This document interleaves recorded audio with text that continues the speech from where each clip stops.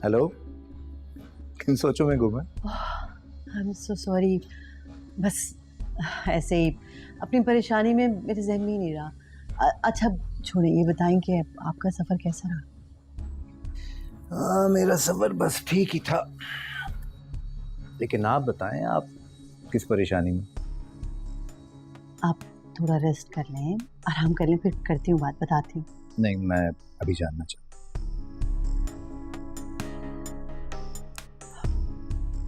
आप जब अम्मी को गांव छोड़ने के लिए गए थे तो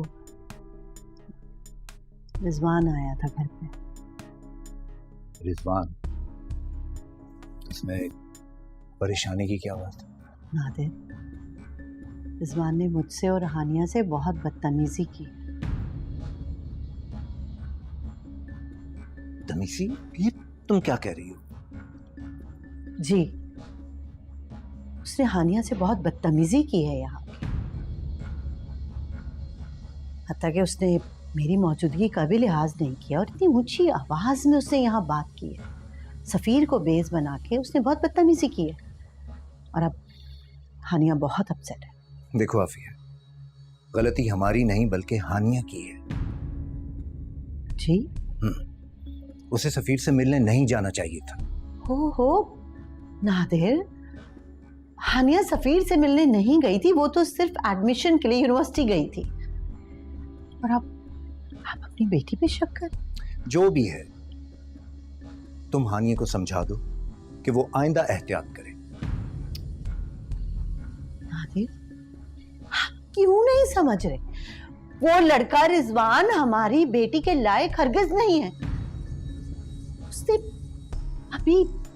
अभी ये हाल कर दिया, उसका तो पता नहीं आगे मुस्तकबिल में वो और क्या कुछ नहीं करेगा। देखो आफिया, जो कुछ तुम मुझे बता रही हो, ऐसी सूरत हाल में किसी भी लड़के का ऐसा रिएक्शन नेचुरल है। और फिर रिजवान ये बात जानता है कि हानिया सफीर को पसंद करती थी।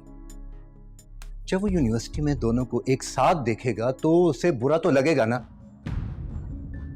I am so sorry Nadir, लेकिन मुझे अपनी बेटी के लिए ऐसा शक्की शौहर हरगिज नहीं चाहिए जो इतना कंजर्वेटिव हो, अपनी बीवी पे शक करे, उसके आने जाने पे नजर रखे। और सफीर की और हानिया की ये जो इत्तेफाकन मुलाकात है, आप प्लीज समझने की कोशिश करें नादिर। अगर ऐसी कोई भी बात होती, क्या हानिया रिजवान से निकाह के लिए राजी होती? हरगिज नहीं। अच्छा, तो क्या चाहती हो तुम? अब मैं इस बात को इशू बनाकर यह रिश्ता खत्म कर दूं? ऐसा हरगिज नहीं होगा। निकाह कोई मामूली बात नहीं होती आफिया। उसे निभाने के लिए सभी को बहुत से कंप्रोमाइजेस करने पड़ते हैं। और यह बात तुम हानिया को भी समझा दो। हाँ, अलबत्ता मैं रिजवान के रूड बिहेवियर के बारे में रहमत भाई से बात जरूर करूंगा और मुझे यकीन है कि वो उसे समझाएंगे। Try to understand. मजाक नहीं है ये कोई।